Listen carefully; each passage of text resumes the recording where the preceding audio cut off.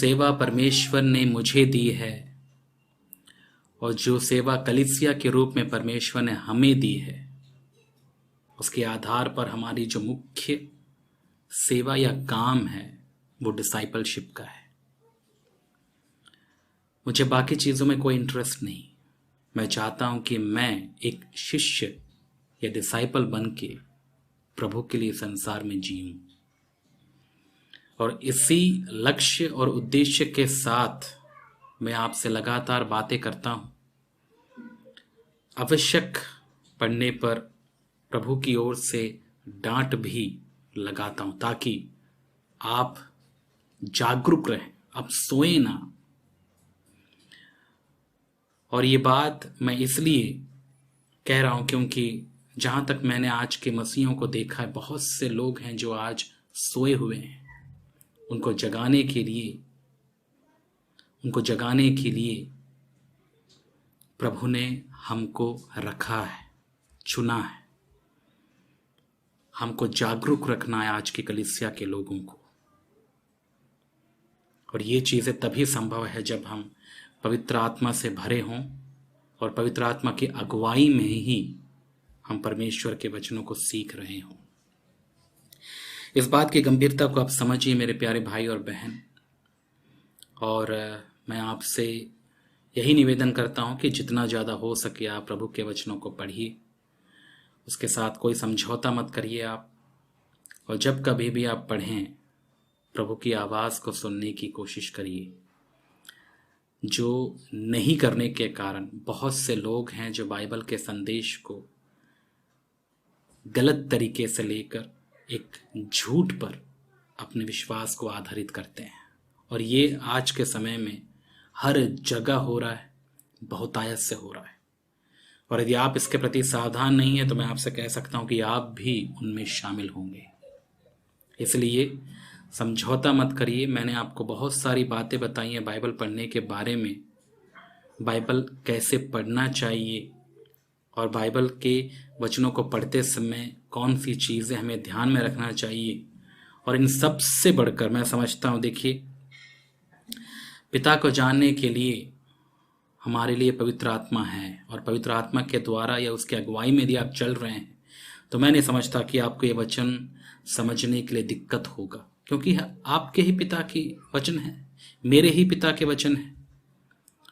और यदि मैं उसका बेटा हूं, यदि आप उस परमेश्वर के बच्चे हैं, तो बताइए कि पिता के वचन या उसके शब्द आपको समझ में नहीं आएंगे? पता, कई बार पिता की बातें पड़ोसियों को समझ नहीं आती, विशेष करके वो लोग जो उस पिता के साथ में समय नहीं बिताए। लेकिन यदि आप कहते हैं कि परमेश्वर मेरा पिता है, मैं उसके वचनों को पढ़ रहा हूं या पढ़ रही हूं, तो ये कैसे हो सकता है कि आपको ये वचन समझ में ही ना आए? ऐसा नहीं हो सकता। हाँ, आपको ये समझने के लिए टाइम या समय जरूर लग सकता है, लेकिन मैं अवश्य ही बात जानता हूं कि परमेश्वर अपने बच्चों को, उनसे प्रेम रखने वाले उनके संतानों को पवित्र आत्मा के द्वारा ये वचन समझाते हैं, और आत्मिक ज्ञान उनको प्राप्त हुआ है। आत्मिक ज्ञान केवल संसारिक लोगों को प्राप्त नहीं हुआ, इसलिए जब वे बाइबल पढ़ते हैं उनको समझ में नहीं आता बाइबल के वचन।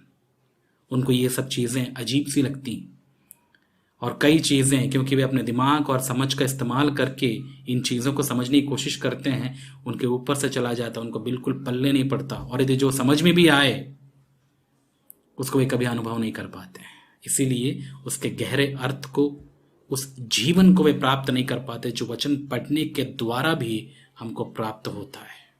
आपको पता भी है, जब हम वचन पढ़ते हैं हमको उन वचनों के द्वारा एक ताकत, एक जीवन प्राप्त होता है, क्योंकि यीशु मसीह के कहे जो वचन है वो केवल लिखित या केवल वो वचन नहीं है, वो तो आत्मा है। जैसे यीशु मसीह ने कहा कि मेरे वचन आत्मा है जो जीवन देते हैं। तो यदि आप इन वचनों को पढ़ रहे हैं और पवित्र आत्मा की अगुवाई में यदि आप पढ़ रहे हैं और पवित्र आत्मा के द्वारा यदि आप इन चीज़ों को पढ़ रहे हैं, तो मैं आपसे कह सकता हूँ ये वचन आपको जीवन देंगे। और व्यक्तिगत तौर पर यदि मैं अपने बारे में आपको बताऊं तो हमेशा इसी इच्छा के साथ ही मैं बाइबल पढ़ता हूं, और ये मैंने अपने लाइफ में देखा कि जब मैं वचन पढ़ भी रहा हूं, मात्र वचन का ज्ञान लेने के लिए नहीं पढ़ता, मुझे उस आत्मा को अनुभव करना है जो इन वचनों में है। तभी मुझे जीवन का अनुभव या एहसास इन वचनों को पढ़ने के द्वारा होता है। तब मुझे एक ताकत मिलती है, हिम्मत मिलती है, और मैं ये विश्वास करता हूं कि हर एक व्यक्ति जो वचनों को पढ़ रहा है वो केवल ज्ञान प्राप्त नहीं करता, स्पेशली इस धोखे में आप ना रहे मेरे प्यारे भाई और बहन। वचन प्रभु ने हमको इसलिए नहीं दिया कि हम केवल ज्ञान प्राप्त करें। मैंने कई बार आपको बताया है, वचन प्रभु ने इसलिए हमें दिया कि हम इनको अनुभव करके जांचें, परखें, देखें कि क्या हमारा जीवन भी इन्हीं वचनों के आधार पर चल रहा है या नहीं। और जब हम इन वचनों को पवित्र आत्मा के अगुवाई से या उसके द्वारा हम पढ़ते हैं, इन वचनों में ही हम क्या कर सकते हैं, जीवन को अनुभव कर सकते हैं, क्योंकि ये वचन जीवित रूप से पवित्र आत्मा हमें सिखाते हैं। अब सोच के देखिए, वे सारे लोग जो बिना पवित्र आत्मा को प्राप्त किए या जो बिना उद्धार का अनुभव किए, बिना प्रभु की आत्मा के वे लोग पढ़ते हैं, क्या आपको लगता है कि वे इन वचनों को पढ़ने के द्वारा जीवन का अनुभव भी करते होंगे? बिल्कुल नहीं, वे केवल ज्ञान प्राप्त करते हैं। और मैंने इसके बारे में आपको बहुत कुछ कहा है कि लोग बाइबल का ज्ञान प्राप्त कर कर भी नरक में चले जाएंगे। क्यों? ज्ञानी स्वर्ग में थोड़ी जाते हैं, ज्ञानी स्वर्ग में नहीं जाएंगे। आपको कितना बाइबल का नॉलेज है ये सब कुछ मायने नहीं रखता यदि आपने उस परमेश्वर को यीशु मसीह पर विश्वास करके पवित्र आत्मा के द्वारा अनुभव नहीं किया है। तो ये वही बात हो जाती है कि हाँ, आपको एक एप्पल दिया गया और उसके बारे में आपको स्टडी करने के लिए कहा गया, और आप उस एप्पल का स्टडी हर जगह के इंफॉर्मेशन लेकर, नेट से, यहाँ वहाँ से, दुनिया भर के सोर्सेस से उसका इंफॉर्मेशन लेकर आपने एक अच्छा एक डॉक्यूमेंट तैयार भी कर लिया, लेकिन आपने केवल उसके बारे में नॉलेज प्राप्त किया है। उस नॉलेज के साथ ही आप खत्म हो जाएंगे। लेकिन याद रखिएगा, आप इसके बारे में उनसे पूछिए जो इतना पढ़े लिखे नहीं है कि इस एप्पल के बारे में वे बहुत सारी जानकारी हासिल करें, लेकिन वे खा के देखे हैं, खा के वे लोग देखे हैं और उनको पता है कि ये एप्पल है क्या। तो ऐसे ही कुछ मसीह लोग भी आपको आज के कलीसिया में मिल जाएंगे जो उस एप्पल के बारे में जानकारी रखने वाले लोग हैं, लेकिन उनको कभी खाए नहीं है, और क्योंकि वे खाए नहीं है उनमें ताकत नहीं होगा, वे लोग मर जाएंगे। लेकिन कुछ ऐसे भी लोग आपको मिलेंगे, वे हो सकता है उनको बहुत ज्यादा जानकारी ना हो, लेकिन क्योंकि वे खाकर टेस्ट करके वे पता कर चुके हैं कि ये क्या है और वे उसका अनुभव किए हैं, उसको खाए हैं, उससे उन्होंने ताकत प्राप्त किया है, उससे वे जी रहे हैं। ये कुछ प्रकार के मसीह आपको आज के समय में मिलेंगे, और मैं आपसे कहना चाहता हूं, आप जांचिए, परखिए आप किस कैटेगरी के मसीह हैं। और याद रखिएगा, प्रभु को अनुभव करने के बाद, इसलिए हम बाइबल में भी पढ़ते हैं, प्रभु ने कहा मुझे टेस्ट करके देखो, आप test and see that the Lord is good. मुझे चख कर देखो कि मैं कितना भला हूं, परमेश्वर कितना भला है। लेकिन लोग कितने ही ऐसे हैं जो प्रभु को चखे नहीं है, अनुभव नहीं किए हैं, उसमें एक नहीं हुए हैं, और इसीलिए कई बातें जो बाइबल की उनके लिए मात्र ज्ञान की बातें हैं, बस, उससे बढ़कर कुछ नहीं। इसलिए उनको कंफ्यूजन होता है बाइबल की बातों में, उनको बहुत सारी चीजें उनको समझ में नहीं आती। क्यों? यदि वो परमेश्वर के बेटे या बेटियां होते तो समझ में आता ना पिता की बातें। हो सकता है वे पड़ोसी हैं, हो सकता है वो उस पिता के बारे में इंफॉर्मेशन निकाल कर उसके बारे में स्टडी कर रहे हैं, मात्र इतना ही हो सकता है। लेकिन मैं आपसे पूछना चाहता हूं, क्या आपने यीशु मसीह पर विश्वास करके जीवन प्राप्त किया, उसको अनुभव किया, कि मात्र केवल आप यीशु मसीह के बारे में नॉलेज ले रहे हैं? ऐसे भतेरे आपको मिलेंगे कलीसियाओं में, वे अपना समय बर्बाद करेंगे क्योंकि उनको अंत में कुछ नहीं मिलने वाला। वे ज्ञान प्राप्त करके यीशु मसीह के बारे में जानकर ही वे लोग क्या करेंगे, नरक में चले जाएंगे, क्योंकि उन्होंने यीशु मसीह के बारे में जाना, यीशु मसीह को नहीं जाना, यीशु मसीह का भी अनुभव नहीं किया।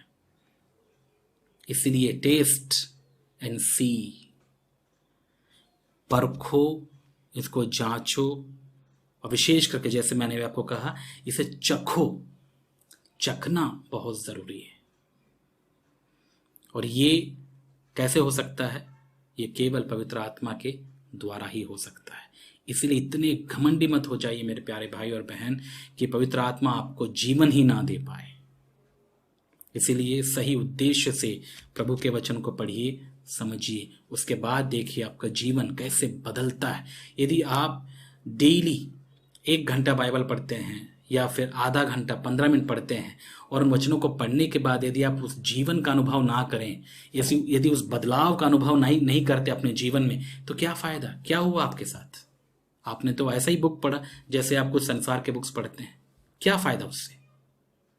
आपने तो मात्र नॉलेज लिया। इसलिए मैंने कई लोग को देखा है जो जिंदगी भर पढ़ते रहते हैं, मतलब 10 सालों से, 20 सालों से, 30 सालों से बाइबल पढ़ते रहते हैं, लेकिन आप उनसे जाकर बात करो, थोड़ा भी उनमें मसीहत झलकता नहीं है। प्रभु है ही नहीं, वो दीनता नहीं दिखती, वो नम्रता नहीं दिखती, वो प्रेम नहीं दिखता, वो पवित्रता नहीं दिखती जो यीशु मसीह में है।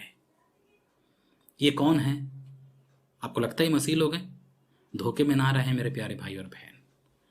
हर एक कलीसिया में आने वाला मसीही नहीं है। यही बात तो चिंता का कारण था यहूदा के लिए, क्योंकि यहूदा ने इस बात को गौर किया और उसने अपनी कलीसिया को चिताया। और यही बात मैं आपको बार बार दोहरा के चिता रहा हूं कि याद रखेगा, हर एक व्यक्ति जो आपसे जय मसीह की कहता है वो प्रभु का नहीं है। हर एक व्यक्ति जो प्रभु कह रहा है वो प्रभु का नहीं है। आप कैसे समझेंगे उसको? कैसे जानेंगे उसको? आप देखेंगे कि उसमें क्या प्रभु के फल लगे हैं या नहीं लगे हैं। जो प्रभु का बेटा है, जो प्रभु की बेटी है, क्या पिता के गुण उसमें नहीं होंगे? पक्का होंगे। आप अपने माँ बाप के बच्चे हैं, क्या माँ बाप के जैसे आप नहीं दिखते? क्या माँ बाप के जैसे गुण आप में नहीं पाए जाते? अवश्य।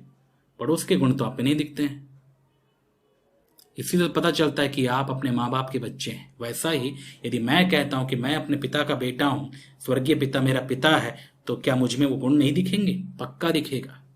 उसकी पवित्रता दिखेगी, उसकी दीनता दिखेगी, उसकी दया दिखेगी, उसकी खुशी, उसकी शांति सब दिखेगी। और इसी से ही तो मैं समझ पाता हूं कि हाँ, मैं प्रभु में बढ़ रहा हूं।